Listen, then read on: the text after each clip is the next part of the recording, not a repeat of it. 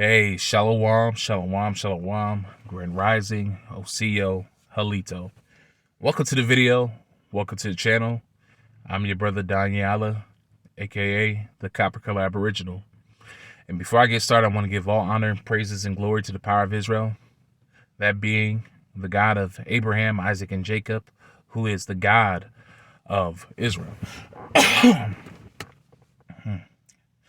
also want to give recognition to the Holy Spirit and recognition to Yahweh Shai. Many salutes, much love, much ahab to you, brothers and sisters who are keeping the will of our God, our power, to the best of your abilities.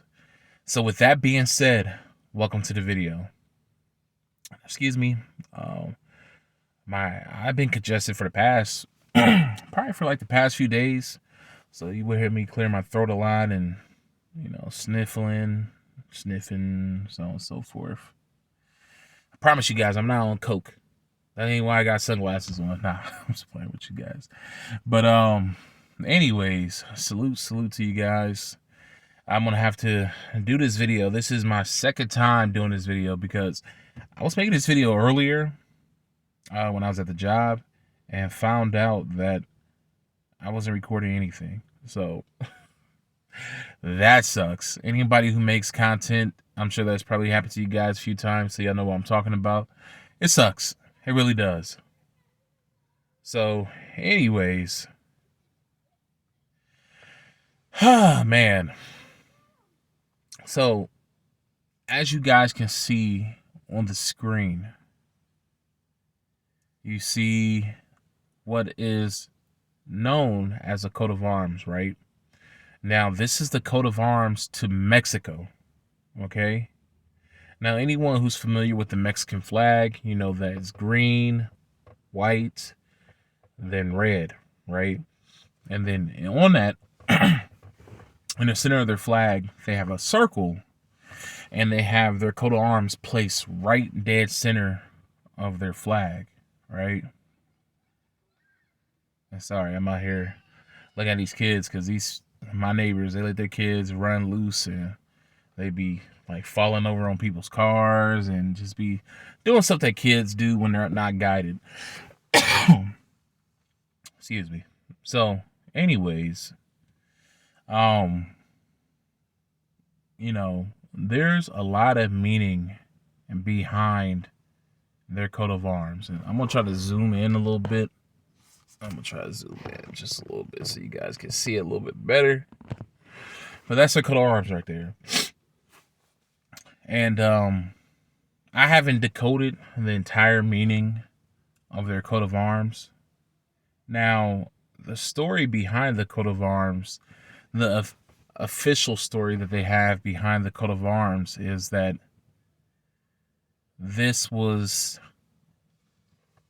created based on the Mayan myth, the Aztec myth of them, essentially the Mexicans. I'm sorry, these kids are distracting the hell out of me, man, because they keep coming like very, very close to like hit my car and then hit another car beside me. But anyways, yeah, it's based on a Aztec myth. Essentially, the Aztecs, I guess, saw a snake being killed by an eagle, and they decided to build their civilization in that location based on what they saw. Now, of course, I say that's BS. I never trust the official narrative. Why? Because we know that these people tell nothing but lies, and if they tell any bit of truth, it's half truths. It's never anything whole, right? So I don't trust the official narrative. And with my understanding and my knowledge of the peoples of Mesoamerica, I just don't buy it. I don't buy it at all. You know what I'm saying?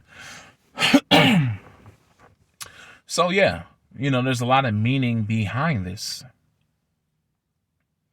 And by the way, the Aztecs, they were not called Aztecs. From my research that I have done, they were called the Mexica people, right? And Mexica, shout out to the brother Cremio. He brought out the information that Mexica is a reference to Moses, because we know that the people of Mesoamerica descend from Moses. Now, I'm not saying all the people, but a good portion of the people in the Americas descend from not just Moses, but of course the Israelites, because we know that Israel is truly over here in the Americas. It's not across the ocean. It's not over there in the so-called Middle East. It's not over there. You know, that's fake lands. There's a lot of evidence coming out every day proving that the ancient kingdom of Israel and many other kingdoms, ancient old world kingdoms that we read about in the Bible, are actually over here in the Americas. You know, we've been fed this BS lie, you know, because even there's a lot of people in the so-called Hebrew Israelite community who believe these lies. They believe that the reason, I mean, because it makes so much sense when you really have the knowledge why so many Israelites are over here on this side of the world and not on the other side of the world. Well, that's because we have always been here. But of course, people in the Hebrew Israelite community, they believe the same lies that everyone else believes. They believe that we were brought over here on slave ships when we have been here the entire time. There's tons of research. Man, your grandma, your granddad will tell you, hey, we're Indians, but we just never paid attention to them. So yeah, the so-called people of the Mesoamerica, the Mayans, the Aztecs, all the big and small tribes in between, those are our ancestors. Those are our people, okay? The so-called American Indian, the Incans, all those people, they are us. They look just like us. They look just like us because we are them. If they were here today, they would be called Negro, okay? We are the American Indian. We are the true American Indian. Anyone who has followed my channel and even other channels and have done their own research, they came to know this to be true, okay? We are the true American Indians, okay? And, you know, even our descendants, it doesn't matter if you're mixed or whatever, you know, the Aztec, the Mayans, those were our ancestors. You know, you can go and look at the Stoneheads down there in Mesoamerica and see that they look just like us. You can look at the murals down there in, was it I think it's called Bonaparte, down there in Mexico. You can look at the murals of how the Mayans depicted themselves. I mean, you can read the journals of the explorers who came over here in the 1500s to 1600s and told you that the Indians were Negro in appearance, okay? Those are our ancestors. And see, this is the thing. We need to stop believing these heathens because they're always going to feed us lies. Guys, you know, I'm especially talking to my Hebrew Israelite brothers and sisters who know that they're Israelites, because all of us, we don't know everything. A lot of us are still in ignorance. All of us are actually still in ignorance. We don't know everything. But in the Hebrew Israelite community, we're supposed to be bettering ourselves so that we could teach our people, and yet we still believe some of the most basic lies, you know what I'm saying? Lies that we can easily disprove. We still want to believe it. We want to still believe that we came from Africa. Why? Because a lot of these brothers and sisters who came into the Hebrew Israelite community, they were once in these Afrocentric communities. They were once in these Hotep communities. So they can't let that go. They're still latched onto that. They're still latched onto Africa as being Mother Africa, the cradle of civilization. They cannot let that go. So they ignore all these facts. They ignore their grandparents. They ignore their archaeology. They ignore the history, you know, but it's sad. But anyways, getting back to our ancestors, you know, they must think that we're stupid. They must think that our ancestors were so stupid. They like, really? Our ancestors were like, oh, look, a bird. Oh, man, look at this eagle. Oh, he just ate a snake. Let's build a civilization. Let's go and build one of the most intricate civilizations in the world, man. One of the most technologically advanced civilizations in the world at the time. Let's build that because we saw a snake. We saw a bird eat a snake. Like, are you kidding me? You really think our ancestors were that stupid, yet they built such grand and advanced civilizations? I think not. I think not. There's a reason. And see, you know, Forget what they're telling you in the official narrative about the coat of arms is all BS. But anyways, shout out to the brother Big Judah, because he probably about like a few weeks ago started making videos about the lost continent of Mu. That's a subject I'm familiar with because of the brother Cremio. Shout out to him also. Cremio has been bringing out information about Mu, Atlantis, all these lost civilizations for years now. So shout out to both of them for putting in the work. But yeah, you guys should really go and check out their videos. Check out Big Judah. I'm sure if you're watching my video, you probably already know who Big Judah is, and you probably already know who Karimio Ahua is, or Ahua. I don't know how his last name is pronounced. But check them out. Check them out. But shout out to them because they're bringing out this information, about the lost continent of Mu, and how our people, our ancestors, the Mayans, are connected with that continent. See, it's not just only the Americas that was connected with that continent, and I'm talking about culturally, but also civilizations on the other side of the world, like Asia, for example. See, there's a reason why there's a bunch of Negroes sitting in the middle of the Pacific. Yeah, even your Polynesians, those are just mixed Negroes. You can look at not even the paintings, you can look at the black and white photos. Some of them have been colorized, but look at the photos from the late 1800s, the early 1900s of the so-called Polynesian people. They are nothing more than mixed Micronesian and Melanesian people. See, they try to do that whole divide thing based on your looks. They do that everywhere. We know that these so-called Caucasian people, aka white people, we know they like to conquer and divide. When you look at the people out there in the Pacific Islands, you can look at them and see the Negro features in them. Of course, some of them have Asian features, but that's because of the Asians when they came later on start mixing with them, like the Japanese, the Chinese, and all that stuff when they came and conquered them in recent history. So if you see like a full-blown Asian person saying they're Hawaiian, that's BS. The native Hawaiian people were Negroid people. If you just look at the portraits of them, the photos of them from those time periods, the early 1900s, you will see that they were Negroid people, right? And the Polynesian people always say that their ancestors are the Fijians, the people from Fiji. And if you look at the indigenous Aboriginal people of Fiji, they look just like me. They look just like any American Negro. You know what I'm saying? So there's a reason why there's a bunch of Negroes out there, in Fiji, Melanesia, like Papua New Guinea, places like that. That's because of the country of Mu. The continent of Mu was filled with Negroes. It was an advanced civilization, right? And, us, the so-called Mayan, our ancestors, we went and colonized the entire world. If you go and look at Asia, specifically Southeast Asia, and look at the structures over there, the architecture to those structures are very similar, damn near identical to the structures that you will find over here, identical to the architecture that you will find on the structures over here in the Americas and Mesoamerica, like Central America, and then even down in South America, like the Incans and stuff like that. I believe that we have the same architecture over here in North America, well, namely the United States. But I believe all that is hidden. A lot of it has been destroyed, and a lot of it is just buried under the earth. Because a lot of those pyramids and temples down in Mexico, guess what? A lot of them were buried under the earth. They thought they were mounds and hills. Turned out they were actual stone structures. So I believe a lot of these mounds and hills in the United States, I believe that a lot of them are actual stone structures just buried over, and then they're telling us that our ancestors were damn cavemen and didn't know how to build anything but dirt hills. You see what I'm saying? But they have all this stuff over in India, Southeast Asia, Thailand, Cambodia, all those places.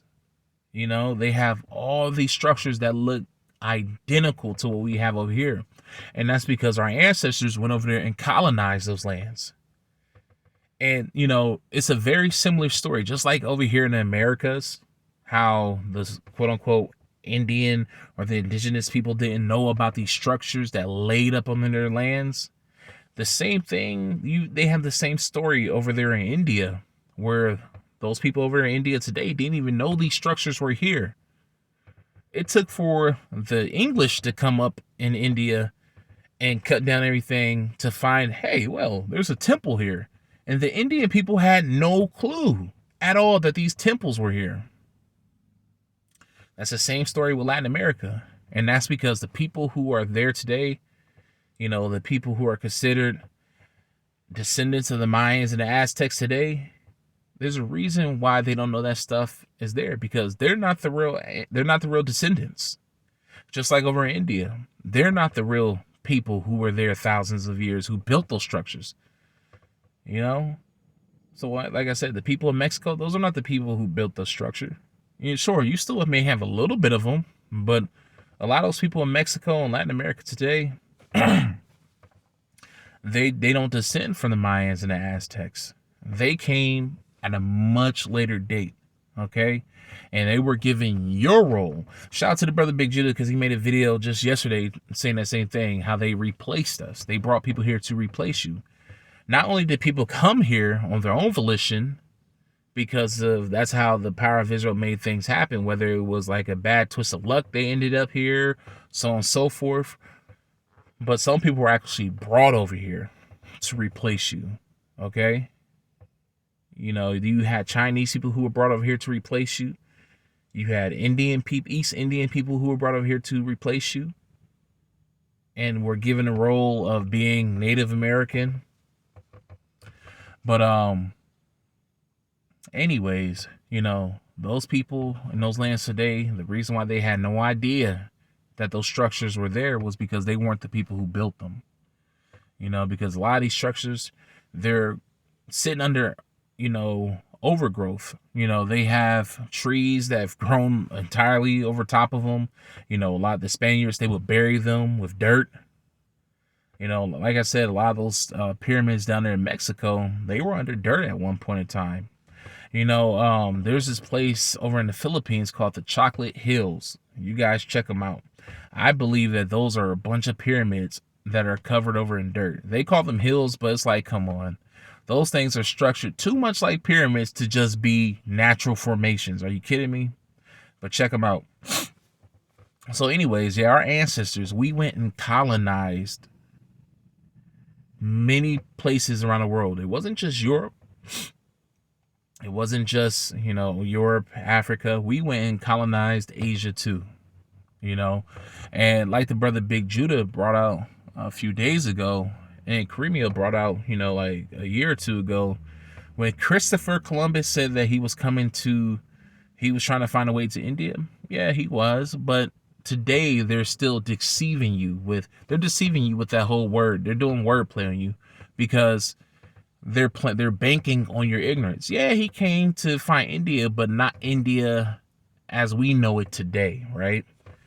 And that's because India back in ancient times was known as India Minor, while the Americas was known as India Superior, okay? So when he was talking about he was trying to find his way to India, he was talking about India Superior and not India Minor. Why would he have to find his way over there or get a different route when, first of all, Christopher Columbus, aka what's his name, Salvador Fernandez Zarco? First of all, he was a Muslim. Muslims had access to the East. They were doing trade with the East all the time. It was just the Catholics who didn't have access to the East. It was the Protestants who didn't have access to the East, but the Muslims did. They had trade routes. So why would a crypto Muslim, have to find trade routes going to a place where his people was already welcome? It doesn't make sense. That's because he was trying to make his way over to the Americas, okay? So anyways, yeah, we've been colonizing, the world for thousands of years, and they're going to hide this information from you. You're going to have to seek this stuff out, and you're going to find them in very old books. But yeah, I mean, it's very interesting stuff. So anyways, we're going to get back to the flag, to the insignia. Now, of course, like I said before, they're going to tell you when you go online and look up the information on this, they're going to tell you that, the bird and the snake coat of arms is based on the Aztec uh, myth. But actually, I don't think that that's so. You know, just knowing the cultures of the people, I call BS. Okay? So, we so called Hebrew Israelites, when we think about the eagle, what's the first thing you think about? I'm sure some of you guys probably thought Esau. Yeah, that's my thought too when I first seen the eagle. Now, I'm not saying that, anytime the eagle is represented, it's represented by Esau. No, that's not what I'm saying.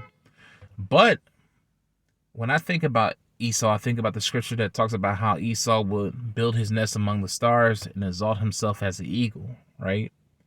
Well, a lot of these people know who they are, and sure, some of these coat of arms go back before quote unquote whites took over Europe.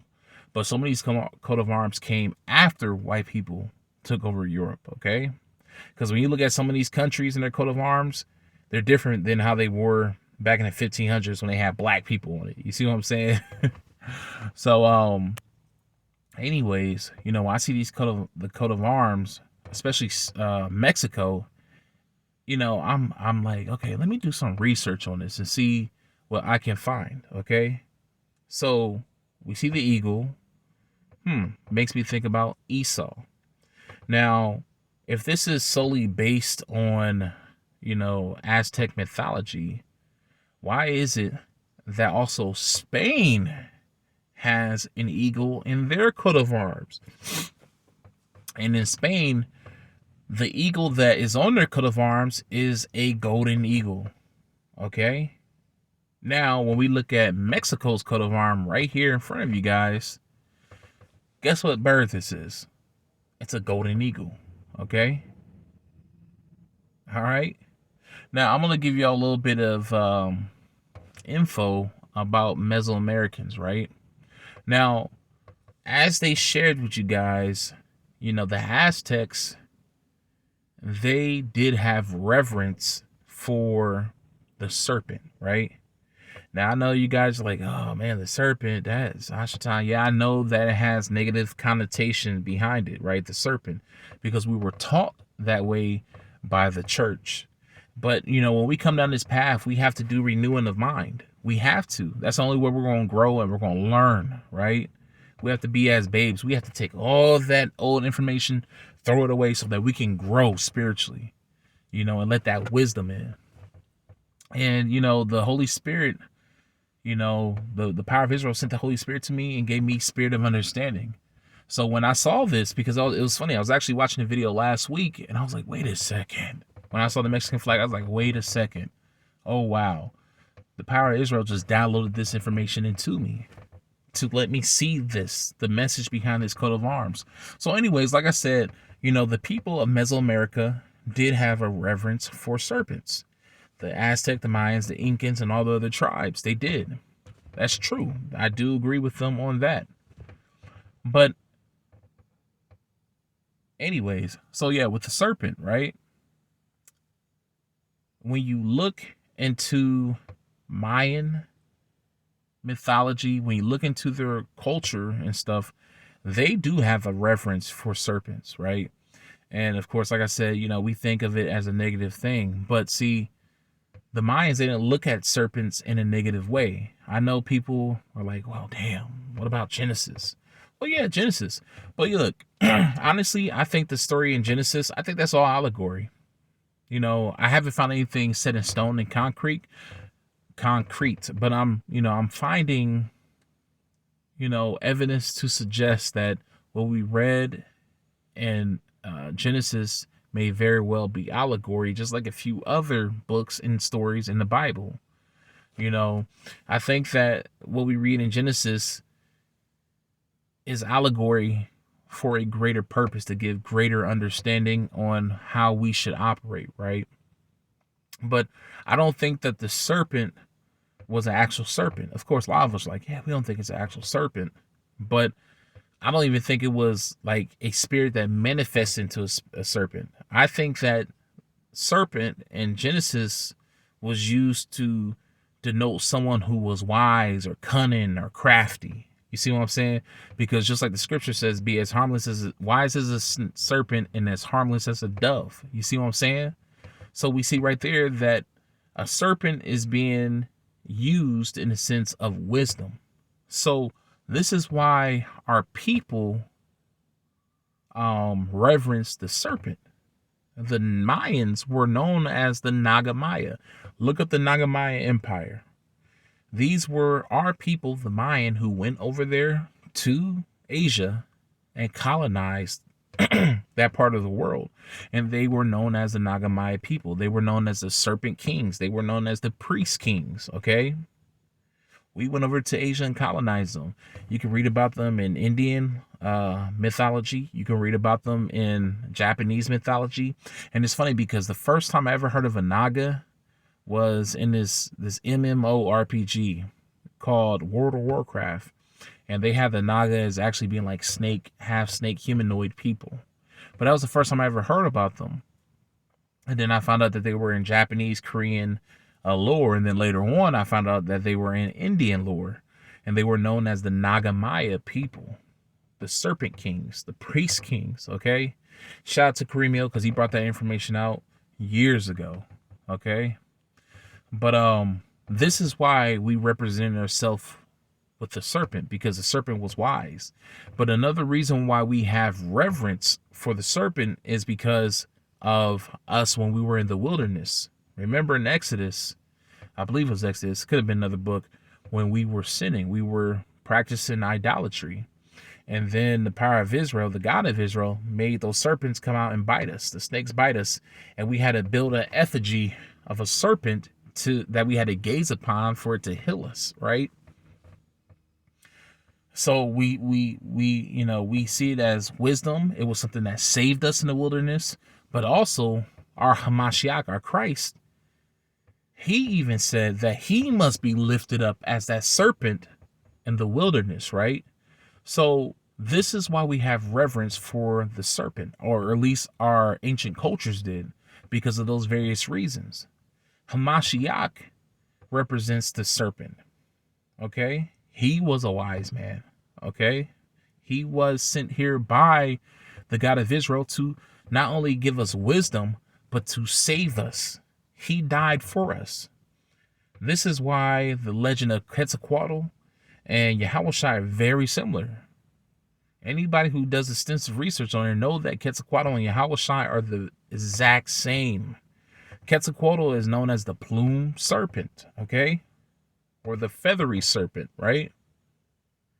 And there's even mythology, there's lore that this serpent, that Quetzalcoatl, was supposed to come back and do some damage. He's supposed to come back and like destroy people, okay? That's the same thing Yahushua said he was going to do. He was going to come back with the sword, okay? You know, so this is why we reverence the serpent. Also, when you look at Quetzalcoatl, there's actually a painting of him. I think it's from the Aztecs, because the Maya, they have their own version of Quetzalcoatl. But the Aztecs actually have him being crucified on the cross, walking with the cross on his back. A black man with a cross on his back. So this is why our ancestors had reverence and respect for serpents and were known as the Serpent Kings, because we were wise. You see what I'm saying? This started all the way back in King David's day, even in King Solomon's day, where King Solomon was so wise and was giving so much wisdom out that people were paying tribute to him. And remember, we read about how did I say King James? I meant to say King Solomon. If I said King James, sorry. But remember how King Solomon would send a ship out, like every 2 years it would come back with gold? Now, people believe that it came from the Middle East over to the Americas and got gold, and this is why you find a bunch of Hebraic, artifacts here in the Americas. But that doesn't explain why you find Babylonian, Assyrian, and Egyptian architecture over here too, or artifacts over here too. But anyways, I don't believe it was them coming from the Middle East over here to the Americas. I believe that it was our people that were already over here in the Americas, because we know that those old world kingdoms, Israel, Egypt, Babylon, Assyria, we know that all those kingdoms were over here. I believe that we were sending ships from over here over to Asia. And this is why, this is how we were going over and colonizing the people and became known as the Nagamaya, the priest kings, the serpent kings. So, so anyways, going back to, tying all this together, as we see, we have the eagle, the golden eagle, eating the serpent. Okay. What does this represent? This represent the quote unquote white man, Esau, conquering us, the so-called Nagamaya, the so-called serpent kings, the priest kings. This is why they have it on their coat of arms. These people are proud of what they did to us. Forget the whole little BS, the half-truth that they tell you about the Aztecs seeing an eagle eating a snake and they wanted to build a civilization right there. No, that's not what it is. They're representing them defeating us. This is why in most Latin American countries, the people who rule those countries look just like the people over in Spain today. Look at the Mexican presidents.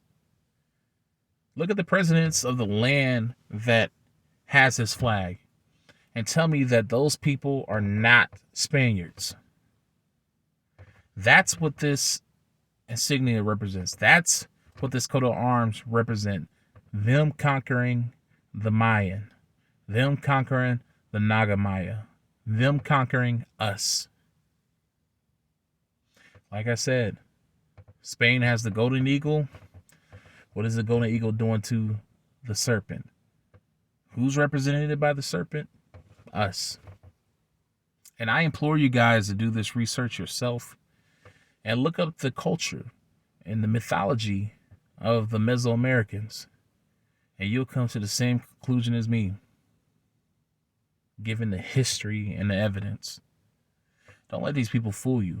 We are the Mesoamericans. We are the American Aboriginals. We are the Mayan. This is why the derogatory name for a black person in Mexico is Mayate. These people were telling you who you are the entire time. I was called a Mayate before by a racist Mexican.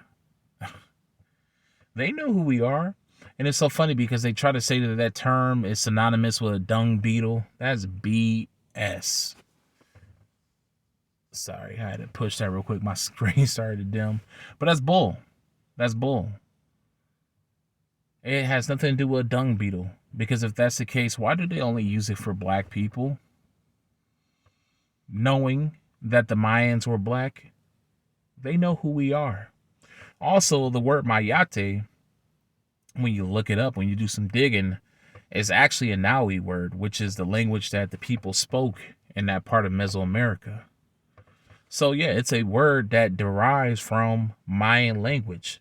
So don't let these people tell you that it means dung beetle, just like these people are going to tell you, the stupid mythology behind this coat of arms. No, this is them showing them defeating us. But anyways, I'm up out of here. I gotta get into the house with the family. I hope this video was interesting. Hopefully you guys learned something. Hopefully I didn't bore you guys. But I found it very interesting. I mean, it's crazy because the spirit just hit me like boom. And I was like, oh wow. Because sometimes it's like that. Sometimes you can just be sitting chilling and then something can come across the screen or whatever, and then the spirit just hits you with understanding. Or sometimes you could just be chilling in the car and then boom, you get hit with understanding just like that out of nowhere. You wasn't even thinking about the subject at hand. You know what I'm saying?